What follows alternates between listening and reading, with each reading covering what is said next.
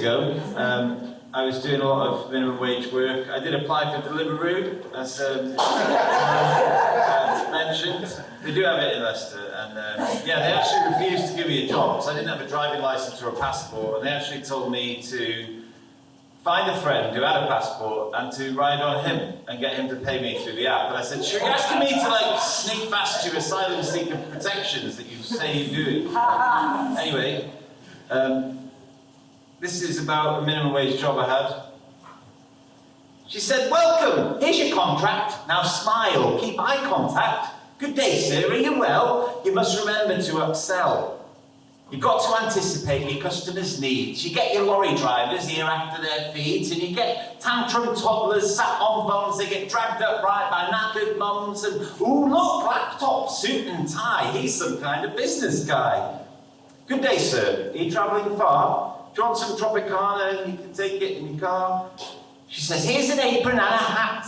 And now, have you got a dog or a cat? Because my bugbear, my pet hate, is those who come here covered in hair. And there you go, though, you just look grand. That's the standard for the brand. A full shift on your feet in a catering unit, you're feeling the heat. But on the till, it's even worse. You force a smile till your cheeks all burst. And you've got to deal with all the customers' gripes. And even when they're wrong, you must be nice.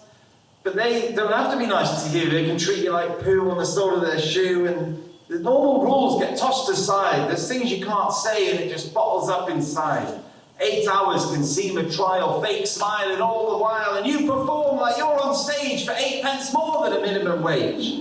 Did you hear about Sally? She's made team leader. Extra £1 an hour, the lucky bleeder. Plus a whole host of responsibilities, from ordering and cashing up and holding all the keys. But it's loads of extra pressure, but it's a foot in the door.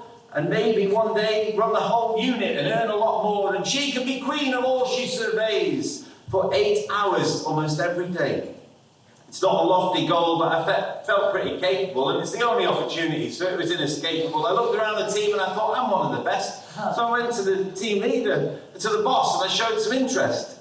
Soon I was doing more work, but for the same pay, and he kept stringing me along for a little more each day, and then suddenly a team leader was caught red-handed in the till, and I thought, this now, my boss and our needs align, this could be a thrill, but my modest hopes were dashed, the opportunity was lost. I learned that life is tossed when you've got a bad boss.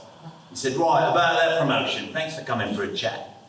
You've not got the job, but I've got some feedback, because there's things you wrote here that seem naive and idealist, and when the bottom line is money, I'm on the lookout for a realist. How would you engage your workforce? Let's use that as a sample. You wrote, I'd get stuck in to set a good example.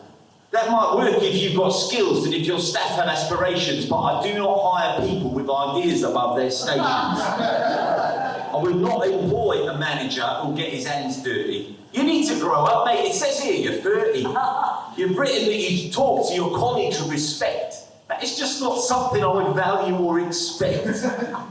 These guys are not going to change their own minimum wage, and they only got to move on if I shout in a rage. And if you were prepared to talk to people like shit, I'd see that as a sign that you got true grit. That you were eager to bend the world to your will and not waste your life like this lot, slaving over a grill. Oh, mate, I'm sorry, but this just tickles me. You've written sandwich artist on your CV. They're a brand, they have standards, they've got a specification. You cannot be an artist if you're banned from any deviation. And A-level maths, that's not something I like. You can plot a path. I said this earlier to someone. She said, you're going a bit Cockney and New Zealand. Do you want to pick one? And I wish I did. A-level maths. What's that? A-level maths. There you go. That's not something I like. You can plot a path on a graph of the shape of a hat. It's a neat trick and it's no mean feat, but it's useless compared to a good spreadsheet. She says, everybody said, he says, isn't it? I got mixed up. He says, you know, everybody says you're a hard worker, you. I think I'll keep you at the bottom where there's more work to do.